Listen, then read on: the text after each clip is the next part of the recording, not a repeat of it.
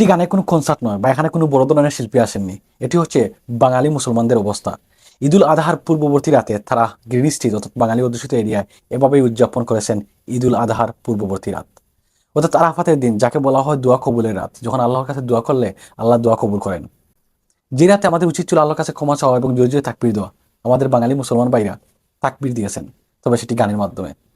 একবার কল্পনা করুন, বিশ্বের দুই প্রান্তে মুসলমান বসবাস করছেন, যার মধ্যে আমাদের এই বাঙালি মুসলমান, যারা কিনা একটি সুন্দর লাইফ লিড করার জন্য লন্ডনে পাড়ি জমিয়েছেন। এবং তারা একটি সুন্দর লাইফ লিড করছেন, যদিও অনেক কষ্ট করছেন, তারপরও তারা দিন শেষে একটি সুন্দর লাইফ লিড করছেন। ঠিক অপর প্রান্তে একটি মুসলিম গোষ্ঠী ফিলিস্তিনে বসবাস করছে। গত রাতে তাদের উপর বোম্বিং করা হয়েছে, হাজার হাজার ঘরবাড়ি চুরমার করে দেওয়া হয়েছে, অনেক মানুষের মৃত্যু হয়েছে। তাদের মধ্যে ঠিক একইভাবে ঈদের আমেজ ছিল। সেই সকল শিশু এবং নারী তারা জীবন দিয়ে ঈদ উদযাপন করছেন। তারা তাদের জীবন দিতে হয়েছে শুধুমাত্র মুসলমান হওয়ার জন্য। এখানে পয়েন্ট হচ্ছে আপনিও মুসলমান, আমিও মুসলমান। আর গাজার সেই সকল অসহায় শিশু, নারী, পুরুষ তারাও মুসলমান। তারা ঈদ উদযাপন করছেন হযরত ইব্রাহিম আলাইহিস সালামের মতো ত্যাগের মাধ্যমে। আর আমাদের এসব মুসলমান ভাইয়েরা ঈদ উদযাপন করছেন নষ্টামি এবং অশ্লীলতার মাধ্যমে।